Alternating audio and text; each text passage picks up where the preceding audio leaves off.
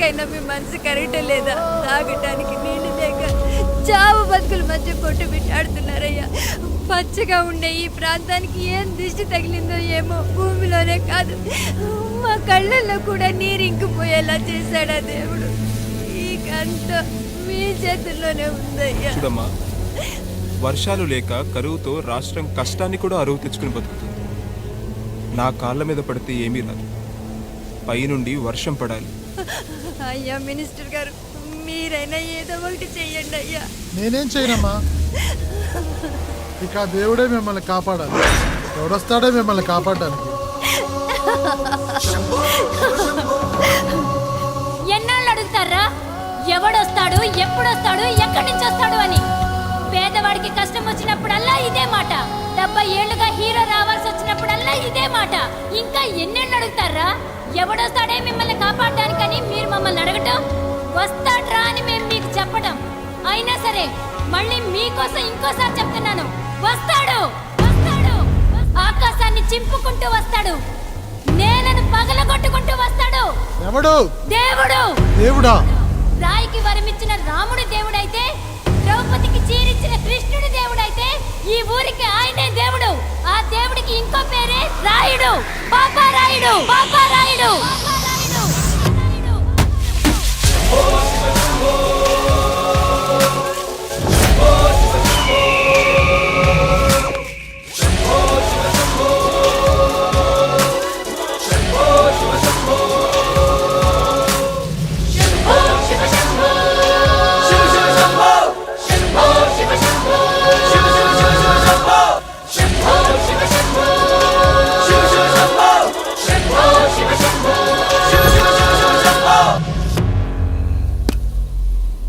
ఏంటి సమస్య? అయ్యా, ఊరికి కరువు వచ్చింది. అదిగో ఆ నలుగురు దాహంతో చనిపోతున్నారయ్యా.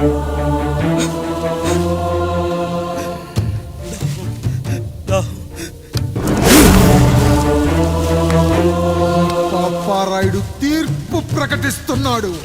ఈ గ్రామం ఇంతకు ముందెప్పుడు ఎదురవ్వని సమస్య.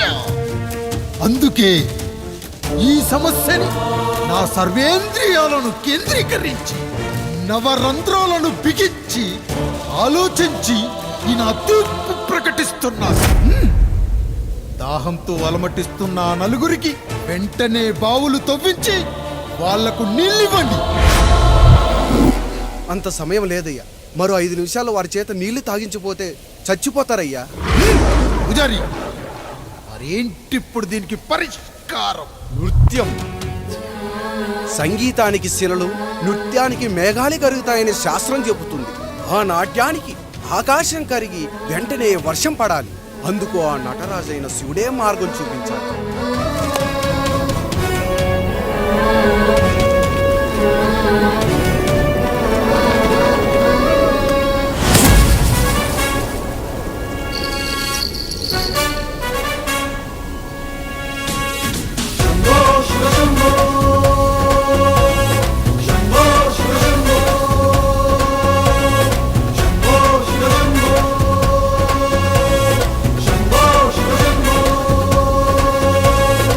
ఆకాశంలో మేఘాలన్నీ ఆవేశంతో ఏకం కాని ఊపిరి శబ్దం ఎదలో శంఖం పూరించే వేళ, నెట్టూర్పుల్లో నిర్వేదాన్ని, పడగాలుల్లో సందేశాన్ని, పడగళ్ళయ్యే ఆహ్వానాన్ని పంపించే వేళ, పాదమే ఆడే నాదం ఢమరుకమే కాదా, ప్రాణమే చేసే గానం గంగకు గుడి కాదా, గొంతులో దాహం దేహం దహించే వేళ, నటరాజుగా రాజుని నేరుగా చూసిన నింగిక నేలకు నది కాదా.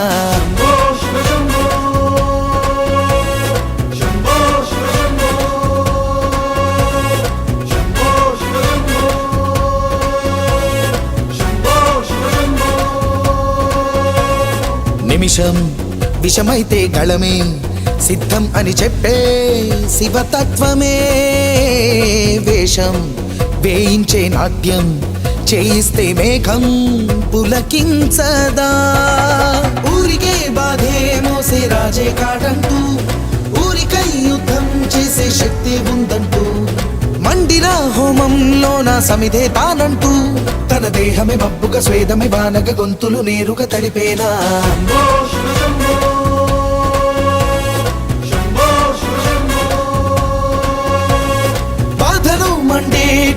నేనున్నానంటూ గొంతులో గరళం నేనే మోస్తాలే అంటూ అమృతం పంచే తీరు చూస్తూ ఊరంతా తన మాటని గీతక చేతని లీలక దేవుని తీరుగా కొలిచేలా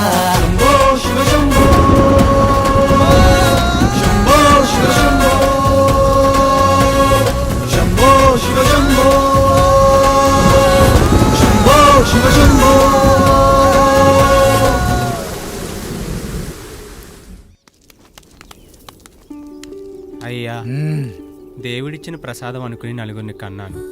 ముగ్గురికి పెళ్లి చేయగలిగానయ్యా. ఈ ఊరు ఏమిచ్చినా మీరు తీసుకుంటారు కదయ్యా. ఇది మిగిలిపోయింది. తమరే ఏదో ఒకటి చెయ్యండి అయ్యా.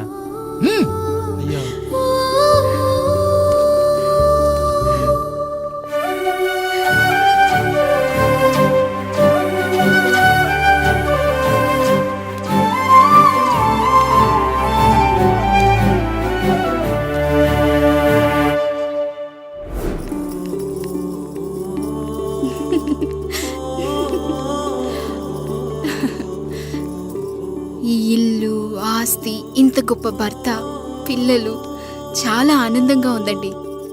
కానీ నాకు ఒకటే లోటు. మన తర్వాత మన పిల్లల్ని చూసుకోవడానికి వీళ్ళకొక అన్నయ్య కావాలండి. అచ్చం మీ పోలికలతో వీళ్ళకొక అన్నయ్యని కందామండి.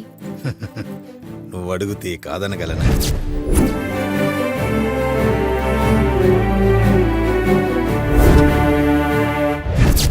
నానా, రాయుడెక్కడా? ఇప్పుడే వస్తున్నాను నాన్న.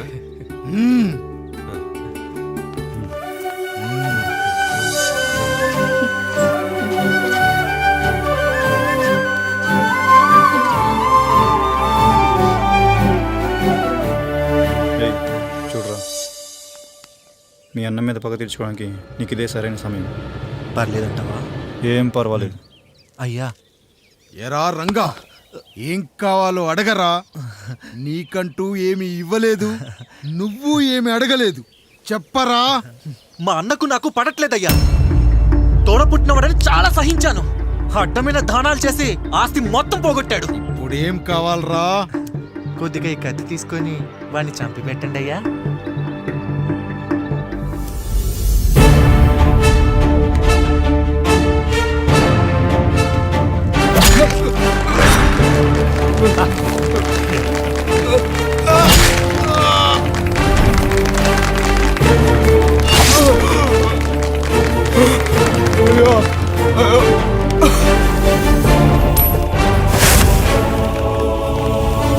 నాయుడు, అన్యాయంగా మా నాన్నని చంపేశావు.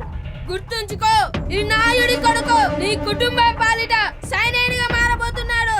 నిన్ను, నీ కొడుకుని, ఆడికి పుట్టబోయే కొడుకుని అందరినీ లేపేస్తాడు.